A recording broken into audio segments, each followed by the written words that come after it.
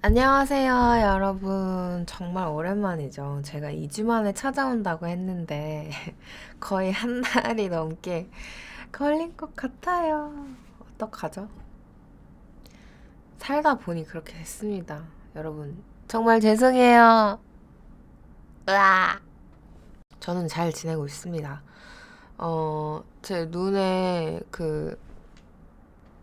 이게 좀 나은 거예요. 여기가 다 시퍼랬는데, 이 아이라이너랑 마스카라를 진짜 오랜만에 한번 하고 밖에 나갔다가 집에 들어왔는데 한 번 이렇게 세수를 했는데도 안 없어지는 거예요. 그래서 제가 좀 세게 두 번을 이렇게 세안을 하고 그리고 나서 수건으로 이렇게 개세게 밀었거든요. 그랬더니 여기 실핏줄이 와다닥 터진 거예요. 그래가지고 눈탱이 밤탱이 된 채로 한 지난 2주 정도 지내다가 네, 이제 좀 많이 나았어요. 그래서 이제 화장으로도 어느 정도 가리고 다닐 수 있는 그런 단계가 왔습니다. 그냥 스크립트 없이 제가 최근 2달 동안 느껴 잠깐 한번 보자. 얼마나 됐는지. 따샵 팟캐. 에?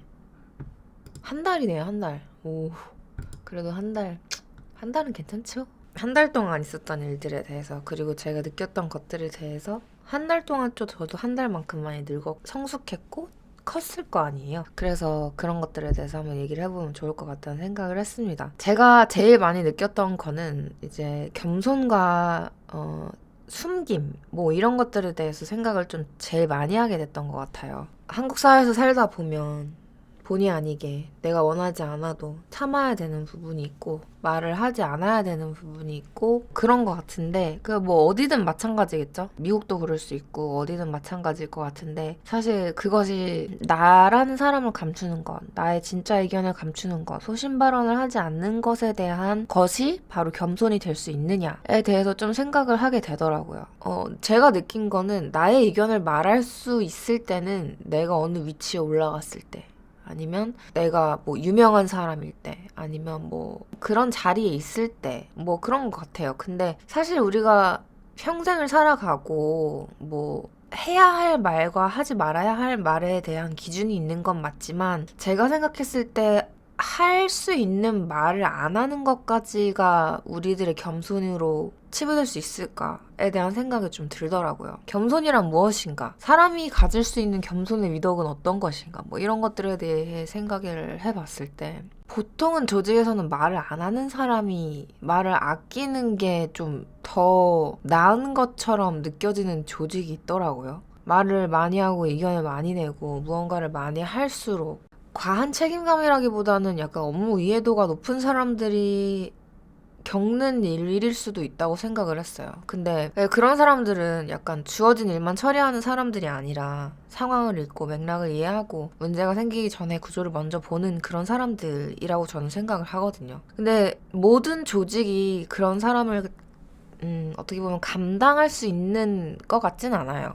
제가 보기에. 겸손은 즉, 말을 안 하는 거, 말을 아끼는 거, 내 자신을 숨기는 거, 내 자신을 한없이 낮추는 거인데, 이제 반대로 봤을 때 소극적인 사람들이 더 진중한 사람이 되고, 적극적인 사람들이 말이 많은 사람이 되고, 약간 이런 의아한 시스템에 대해서 좀 생각을 해보게 되는 거죠. 제가 생각한 결론은 좀 조직이 불안정할수록 역할이 좀 뒤바뀌는 것 같다는 생각을 했어요. 조직이 안정적일 때는 책임지는 사람이 막 일을 벌리고 하는 사람이 이제 보호를 받는데 조직이 흔들릴 때는 책임지는 사람이 오히려 조직에게 부담이 되는 그런 구조이라고 생각을 합니다. 왜냐하면 책임지는 사람의 존재는 누군가가 회피했던 책임을 드러내는 역할을 하게 되거든요. 그래서 문제를 일으킨 사람이 아니라 문제를 인식한 사람이 먼저 배제가 되는 그런 구조를 갖게 되는 것 같다는 생각을 했어요. 그러니까 결과적으로 봤을 때 이거는 인사 판단이 아니라 좀 방어적인 반응이 아닐까라고 저는 생각을 하는 거죠. 그래서 혹시나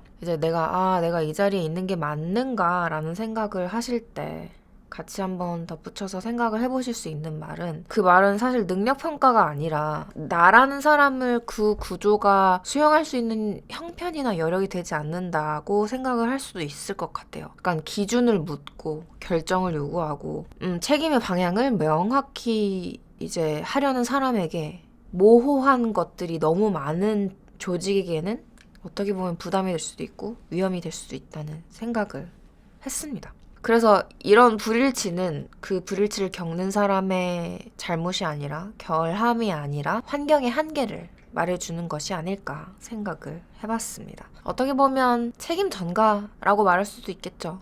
그래서 그런 때가 만약에 오신 분들이라면 그건 실패가 아니라 정확한 분기점이라고 생각을 좀 해주셨으면 좋겠어요. 어떤 환경에서 내가 잘 작동하는지, 어떤 구조에서 나를 잘 이용하는지, 어떤 리더십 아래서 내 가치가 커지는지, 뭐 이런 거를 분명히 알게 되는 오히려 기회이자 순간이라고 생각을 해주시면 좋겠다고 저는 생각을 합니다. 그렇기 때문에 약간 좀 내가 이곳에 속하지 않는가라는 생각이 드실 때 할 수 있는 생각은 나는 기준이 있는 곳에서 강하고 책임지는 리더와 잘 맞고 구조를 만드는 일에 가치를 더하는 그런 사람이기 때문에 그런 거를 지향하지 않는 조직과는 구조와는 잘 맞지 않고 내가 모든 조직에 필요한 타입은 아닐 수 있다는 거를 그냥 인정하는 거. 사실 나의 존재에 물음표가 생기는 그런 조직 안에서는 자존감이 좀 깎일 수밖에 없다고 생각하거든요. 느낌적으로.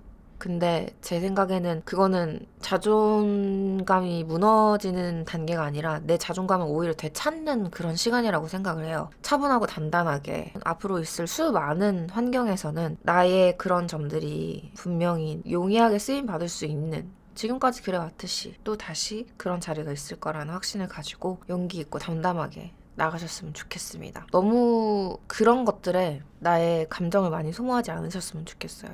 그냥 이런 상황에서 특히나 분노는 아예 필요가 없는 그런 감정인 것 같아요. 진짜 그거야말로 진짜 나의 감정을 쓸데없이 소모해버리는 것 같고 그냥 제가 보기에 이런 상황에서는 이 상황 자체를 내 정체성에 남기지 않는 거?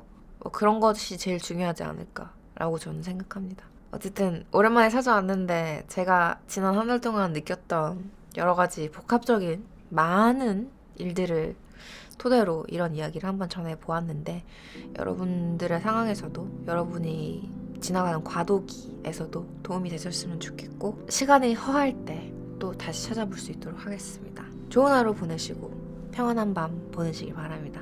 다음 시간에 뵐게요. 안녕.